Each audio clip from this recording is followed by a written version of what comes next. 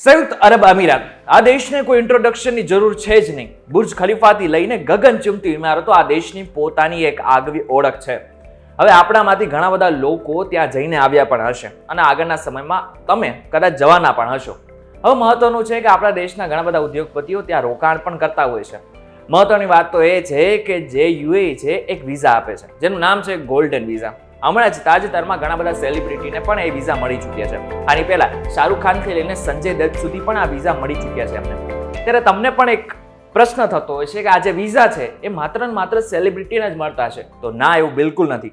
તમને પણ આ વિઝા મળી શકે છે, પરંતુ એની કેટલીક શરતો છે. જો તમે શરતો માનશો તો યુએઈ તમને ખુદ આવીને આ વિઝા આપવા માટે આવશે. Hello, ladies and gentlemen. This is your captain speaking. We'll be landing in the airport in just a few minutes.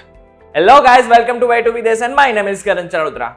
સૌથી પહેલા જ આપણે જાણી લઈએ કે આ ગોલ્ડન વિઝા આખરે છે શું. હવે ગોલ્ડન વિઝા જે વ્યક્તિને મળે ને એ વ્યક્તિમાં કંઈક ખાસ હોવું જોઈએ. એટલે કે જો તમે આર્ટ રિલેટેડ કંઈ પણ ધંધો કરો છો, આની સાથે સાથે તમારામાં એવું કોઈક ટેલેન્ટ છે કે જે બીજા વ્યક્તિઓ પાસે નથી, અથવા તો તમે કંઈક દુબઈમાં રોકાણ અથવા તો યુએઈમાં કંઈ રોકાણ કરો છો, તો તમને આ ગોલ્ડન વિઝા મળે છે. જેવી રીતના અમેરિકા છે, જેઓ આખી દુનિયામાંથી જેટલા પણ ટેલેન્ટેડ વ્યક્તિઓ છે એમને ભેગા કરે છે અને અમેરિકામાં કામ કરવા માટે પ્રોત્સાહન આપે છે, એવી જ રીતના યુએઈ પણ આવી જ રીતના જે મલ્ટી ટેલેન્ટેડ લોકો છે એમને યુએઈમાં કામ કરવા માટે પ્રોત્સાહન આપે છે અને એમના માટે એક વિઝા જાહેર કરે છે જેનું નામ છે ગોલ્ડન વિઝા.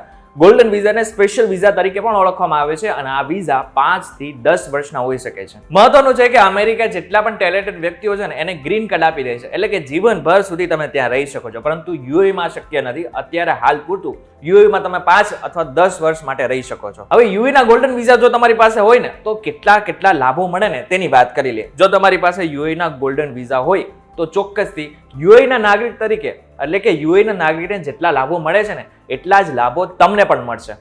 આની સાથે સાથે તમારે જો યુએઈમાં રોકાણ કરવું હોય ને તો કોઈ પણ રિસ્ટ્રિક્શન વગર ત્યાં રોકાણ પણ કરી શકો છો. હવે એક વસ્તુ મહત્વની છે કે જો ગોલ્ડન ધારક વિઝા ધરાવે છે એનું જો મોત થઈ જાય છે તો બાકીના એમના જે પરિવારના સભ્યો છે એ યુએઈમાં રહી શકે છે ત્યાં સુધી જ્યાં સુધી જે વિઝાની અવધિ છે એ પૂરી નથી થઈ જતી. પણ એક મિનિટ, આ વિઝા જે છે એટલે કે ગોલ્ડન વિઝા જે છે એ કયા વ્યક્તિ લઈ શકે, એના નિયમો કયા કયા છે તેની વાત કરી લે. જો તમે ઇન્વેસ્ટર છો તો તમને ચોક્કસથી આ વિઝા મળી શકે છે, પરંતુ એક શરત છે. એ શરત ખાલી એટલી છે કે તમારે જે ઇન્કમ છે એ દુબઈની કરન્સી દિરહામ જે છે એ મુજબ 1 કરોડ દિરહામથી ઓછી ના આવવી જોઈએ. આ જે ગોલ્ડન વિઝા છે ને એ વિશેષ પ્રતિભાવાળા લોકોને પણ મળી શકે છે, જેમ કે doctor, researchers, scientist, investors and કલાકાર અને કલાના સર્જનાત્મક લોકો, વૈજ્ઞાનિક ક્ષેત્રના નિષ્ણાંતો, રમતવીરો, ડોક્ટરલ ડિગ્રી ધારકો અને એન્જિનિયર અને વૈજ્ઞાનિક ક્ષેત્રના નિષ્ણાંતોને પોતાની ટેલેન્ટ મુજબ આ વિઝા મળી શકે છે.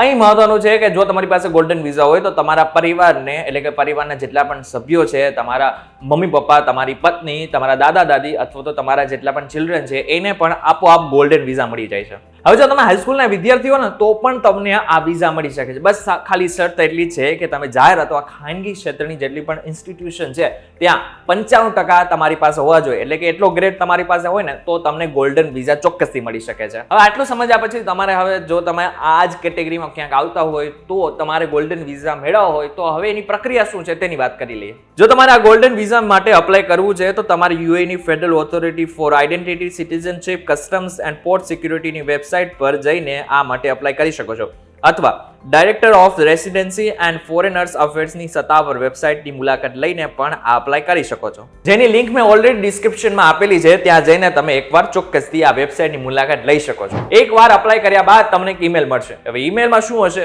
જો તમારું નોમિનેશન સ્વીકારવામાં આવ્યું હશે તો ઈમેલમાં એક લિંક હશે. હવે લિંકની અંદર તમારે બધા જ ડોક્યુમેન્ટ સબમિટ કરવાના હશે. ડોક્યુમેન્ટ સબમિટ કર્યા બાદ ફરી એકવાર તમને ઈમેલ આવશે, એ હશે કન્ફર્મેશનનો. ત્યારબાદ federal authority for identity and citizenship અરજીની તપાસ કરશે અને તપાસ કર્યા બાદ જો એમને યોગ્ય લાગશે તો ચોક્કસથી તમને ગોલ્ડન વિઝા પણ મળશે. ત્યારે આ બાબતને લઈને તમારું શું કહેવું છે એમને કોમેન્ટ કરીને ચોક્કસથી કહેજો.